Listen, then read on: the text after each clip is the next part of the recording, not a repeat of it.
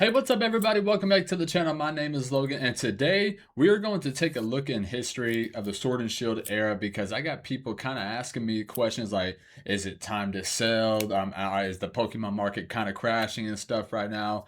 And I kind of tell them my personal experiences with the Pokemon market because I've been in it for 6 years now, which is not too long. It feels like it just snapped and we're here. You know what I'm saying? Time really does fly by fast, but I do have a little bit of experience and knowledge when it comes to this type of stuff. So, like I said, we're going to take a look at some older stuff. So, where you guys, if you are panicking, if you're wondering on what you want to do, learn from my mistakes. Okay, so first off, we're going to start this Sword and Shield Charizard UPC right here, guys. So, as you can see right now, lowest listed from a reputable seller is $385 after shipping. Okay, these things were 80 bucks.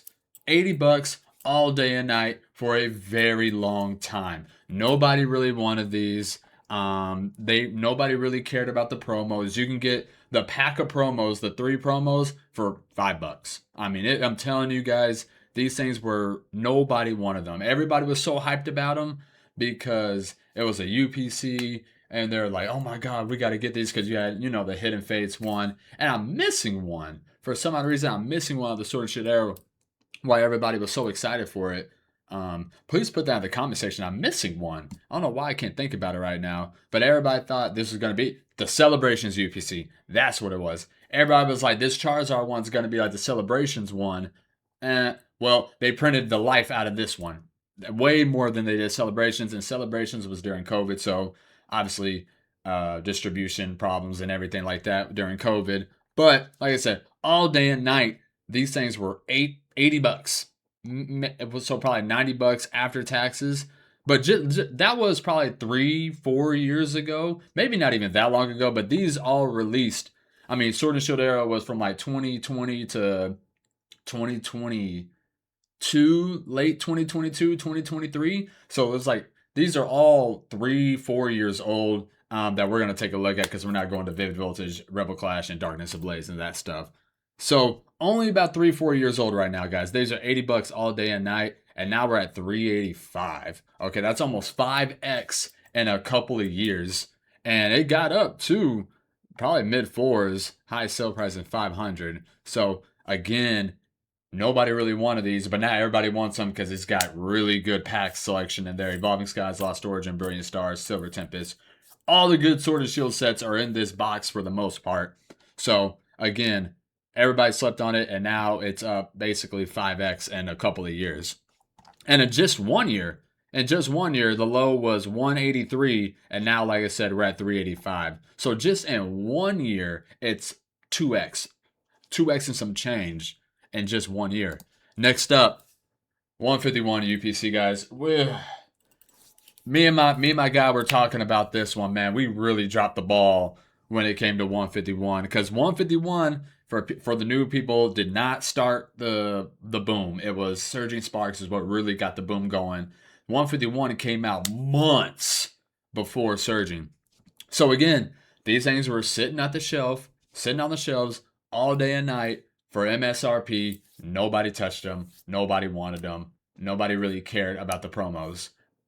Beautiful promos. Now, obviously, people are like, what were we thinking? These promos are beautiful. You get 151 packs and you get those beautiful promos. I was like, I don't know. Nobody was really thinking about it at the time. These things, again, under $100 all day and night when they were first coming out.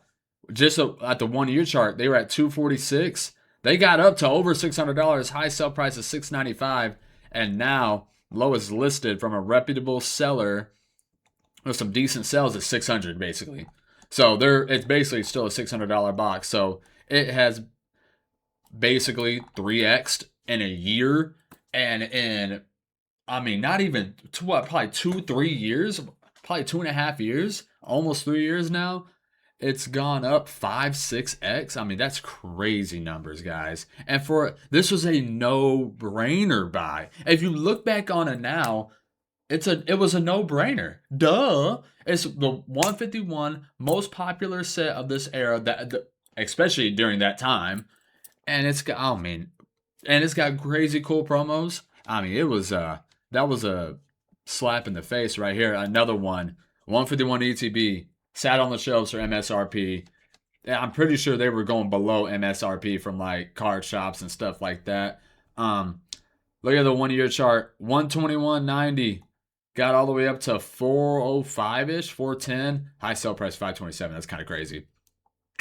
But now we're settling in the high threes. Lowest listed from a reputable seller is 370 basically, 372 for 151 ETB. Like I said, guys, they were sitting on the shelves all day and night at MSRP. Nobody really wanted them because there was so much. And it was during a calmer time Pokemon. Nobody was really digging the Scarlet and Violet era. Nobody really liked the crowns, even though there's really no crowns in this set. But it was just kind of a dead time in Pokemon, even though there was still a lot more people in Pokemon from the Sword and Shield era because of that boom. It was still kind of a quiet time in Pokemon. So again, a no-brainer buy that nobody wanted. Nobody was buying. Well, now I won't say nobody. Obviously, there was a lot of people that were like, "Hey, this is a blinking red light. Buy," and they listened. Obviously, I did not learn from my mistakes. Like I said, that's the trend of this video right here. Next up, the Celebrations UPC. So these, if you could get them at MSRP, it was borderline impossible, but they were, I'm pretty sure, like 120 at MSRP, which was a crazy buy. They were reselling them in the mid threes for the longest, I'm pretty sure. It was like low to mid threes is where they kind of stayed stagnant for a very long time. But just look, just a year ago, guys, 387. Then now we're up to about $900, and lowest listed from reputable sellers 834. So even in a year, it's 2.5x, 3x almost. But in the 3-4 years, I mean, obviously you got it for MSRP, you're looking at 6-7x pretty easily. Didn't mean to do that, by the way. So for Celebrations UPC, even at the $300 is like, that's double, triple MSRP. I'm not really trying to buy that. If you bought a handful of them and held on to them, you're way up on your money now, which we did. We bought one and this is one where I like didn't full on lose, got one, but it would have been nice to have a handful or so. Next up, Celebrations ETB. These were really cheap for a very long time. 40-50 bucks when Celebrations is kind of going crazy. Like I said, they printed this one pretty good. Even a year ago, it was around $100, and now we're in the mid twos. Lowest listed from reputable seller 244. So basically 2x in a year, and in a 3 or 4 years, probably like basically 4.5, 5x for the Celebrations ETB. Like I said, they were everywhere. Nobody, the rarity wasn't there. So not nobody, but majority of people weren't stocking up on these because there was no rarity. They were everywhere. Next up, these were definitely everywhere for a very long time, guys. Oh my goodness. These were 40 bucks at Sam's Club. The Sea and Sky collection boxes. I love these boxes. This is one of the ones where I actually was smart about it and I held on to a handful or two.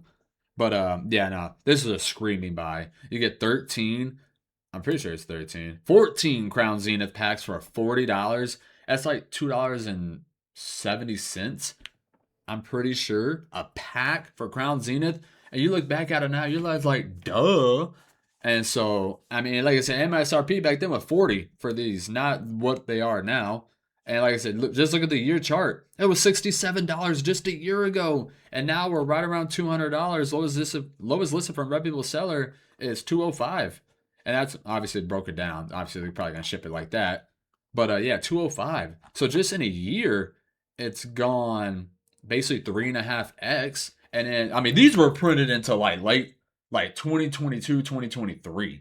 If not late 2023. These were printed for a very, very long time. And they just kept randomly putting them out. So just in like 2 years, they've gone up massive, basically 5x in 2 or 3 years. Next up, Hidden Fates. This is one of my favorite sets of all time, so I could be a little biased, but this was also probably the most... All right, guys, sorry about that. Fiance came in and needed to talk about something, but again, we're starting with Hidden Fates. One of the most printed ETBs of all time, but it's also one of the best sets of all time. The Shinings go crazy. It's the best Shining set when it comes to depth for sure. Obviously, Paladin Fates Bubble Mew has the best artwork, but when it comes to actual Shinings and the fan favorite Pokemon in Hidden Fates, you got the birds, you got Mewtwo, not Mew. They've dropped the ball on that. You got all the evolutions. You got Zekrom. You got Reshiram. I mean, really nice Pokemon. So yeah, Hidden Fates ETBs. Again, these were printed all day and night. Just a year ago, 207, and now we're in the 400 range. Lowest listed $400. So just in a year, it's basically 2x. And when they were really in the printed, Hidden Fates was one of those sets that never really got to MSRP. I think the lowest it got was maybe you can find them for $100 on Facebook Marketplace, but it was always around 115, 120 area when they were really being reprinted. But yeah, and just one of those sets that never really hit MSRP, and obviously unless you found it. But on the secondhand market, it was always above MSRP. So again, one of those things where I didn't stack up on, and I kind of missed out, and definitely did, obviously from these numbers. Next up, we got Astral Radiance Booster Box. Obviously, this goes to say one of the weaker sets when it comes to that Trainer Gallery era of the Sword and Shield era, but it's still a year ago 188, and now we're looking at above $400. Oh wow, what is this one? That's pretty cheap. What? I don't know. There's got to be something wrong with that. That's really cheap. 339, but other than that, it's basically 390, almost $400 a box for the Astral Radiance booster box. And again, all day and night, these were sub 120 at the bare minimum, sub 120. Not really sure off the top of my head what they were at their low, but again, this is 3.5 years old for a booster box, and it's gone up massively, even for a weaker set. Next up, we got Brilliant Stars booster box. Obviously, we see a year ago it was at 210 basically, and now we're right around the $500 range, where the lowest listed from a reputable seller is $500. So again, in a year time, it's 2x, and again, these were right around the same. It was about $115, $125 for a booster box of Brilliant Stars.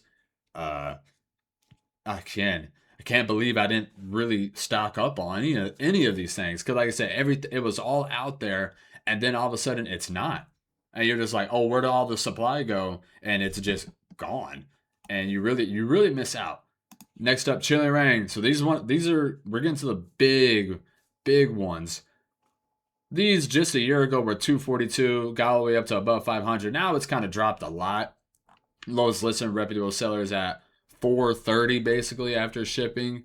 So again, with it dropping a lot, it's still gone up a decent amount in a year time. But when it was at its lowest, these were $80 a booster box. 80. They couldn't throw these at customers just to get them off the shelves. Nobody wanted Chilling Rain back in the day. Even though it's a really good set, it has one of my favorite alternate arts in it, the Galarian Moltres. I love that card. Got the Blaziken, the Shiny Gold Snorlax, the Shadow Rider Calyrex, also a really nice looking card. Zeraora is a really good card. But like I said, from $80 to at its peak was $575, basically $600. I mean, that's crazy numbers in a 4-year time span, probably, for Chilling Rain. Next up, Silver Tempest got up to basically 550 was the high sell price. A year ago, it was at 189 basically. So it went up big time, basically 2.5, almost 3x when it came to Silver Tempest booster box. And even now, after it's dropped, let me mute that. Okay, I did. After it's dropped, it's still doing numbers. Lowest listed, that has a cut on the top from a reputable seller, is basically 415, 420, so right around market price for the most part. But again, these are all around 115, 125-ish range at its lowest. They were all of these at one point were below MSRP by a good margin as well. And this is including Lost Origin, because Lost Origin and Silver Tempest both got really late reprints.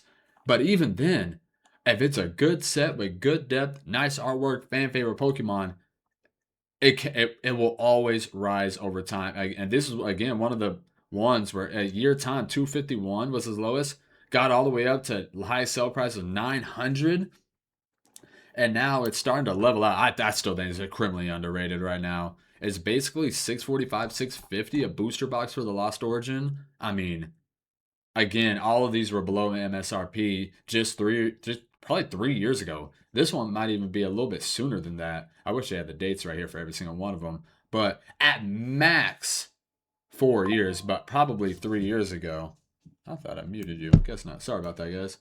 Next up, Fusion Strike. This is the biggest drastic change when it comes to probably percentage wise. Actually, it's not, but the second one, where this one was like Chilling Reign, $80 all day and night for the Fusion Strike booster box. Card shops couldn't throw these at customers again. They literally couldn't. Nobody wanted Fusion Strike, and it's screaming at us saying we got Gengar alternate art, 2 Muse alternate art, and a Celebi. It's got some other nice. Oh, Espeon. I always forget about Espeon. So it's got fan favorite Pokemon Gengar, fan favorite Pokemon 2 with Mew with 2 alternate arts, and an Espeon Evolution alternate art. So it's screaming that the ceiling was really high for this set, but at the time nobody wanted it. They were printing the booster boxes like crazy, and they were $80. And now we're looking, they peaked over 1,000. Now we're at 800.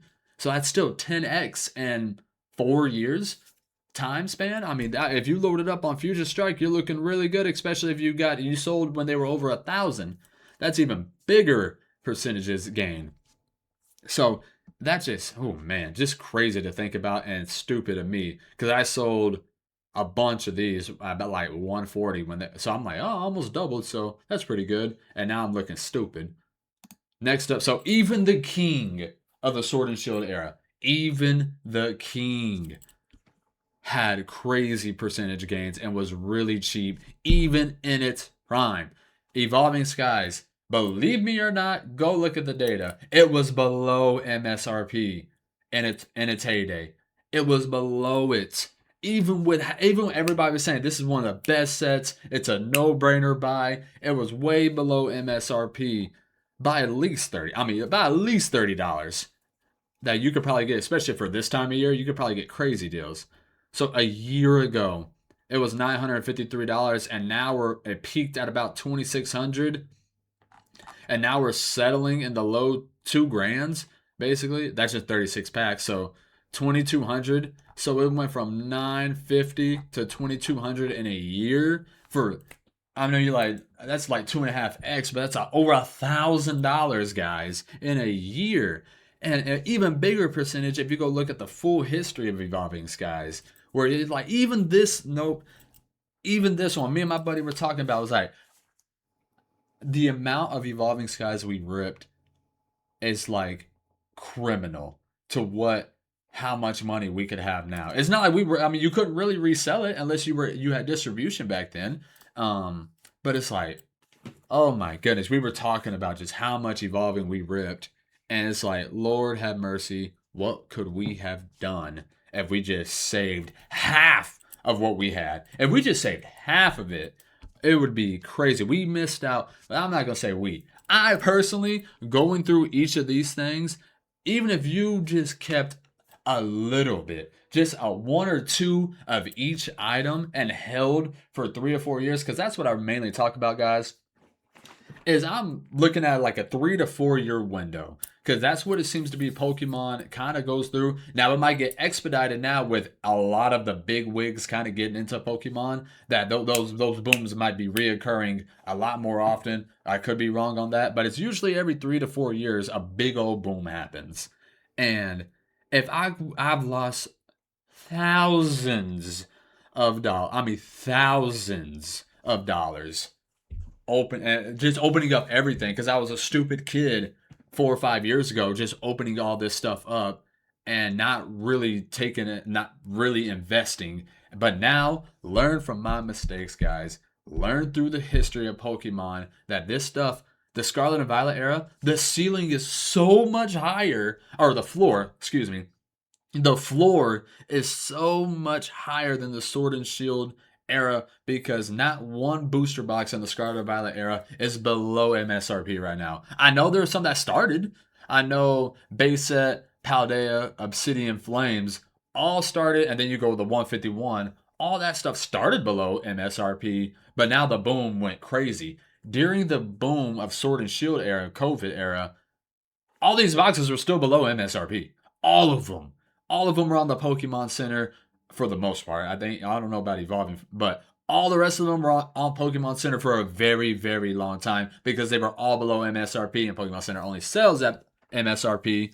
So it goes to show that you can learn from history and take my advice from it, look at the history and really learn and to really invest. Now, obviously, if stuff comes up and you need to sell stuff or you want to sell some of your stuff to get in future moves or more moves at the same time, go ahead. By all means, obviously, do take care of what you got to take care of. But don't panic sell because the market dips just a little bit. Because, guys, throughout the history of Pokemon, everything always goes back up. Everything, even the most printed sets. Like I said, guys, if you were here seeing Sky, crazy printed. I mean, it's just, you really gotta do your own research and not listen to other people. And I know you're listening to me right now, but I've learned from my own mistakes because I didn't keep hardly any evolving skies when it was screaming at you, keep.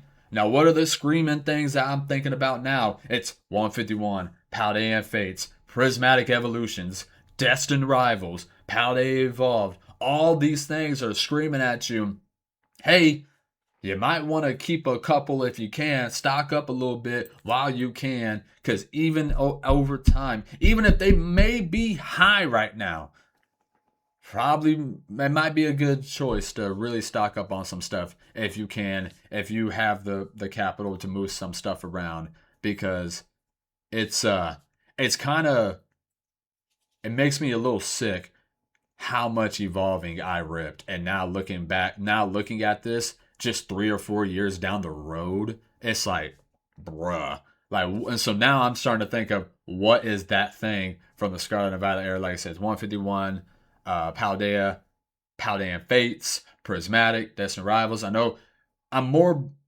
talking about the early Scarlet era that goes out of print here shortly, but even for Destined and Prismatic, surging, once they turn that faucet off just a little bit on those items, the floor has already been set. The floor for Prismatic is basically double MSRP. The floor for Destined Rival is basically double MSRP. So it's like, what is the ceiling gonna be if the floor is that? And like I said, they could print them for years and years and years, and they are, and they should. But eventually, those sets are going to be put on the back burner because they're like, we got to focus on this stuff. We got to focus on the mega era that we got going on. All these sets, the 30th year anniversary, and then what's going on after that. So eventually, the faucet will be turned off. And when the faucet gets turned off for those Scarlet and Violet sets that already have a high floor, the ceiling is going to go through the roof. But like I said, guys, just learn from my mistakes. I hope you guys enjoyed the video. You guys have a great night. Peace.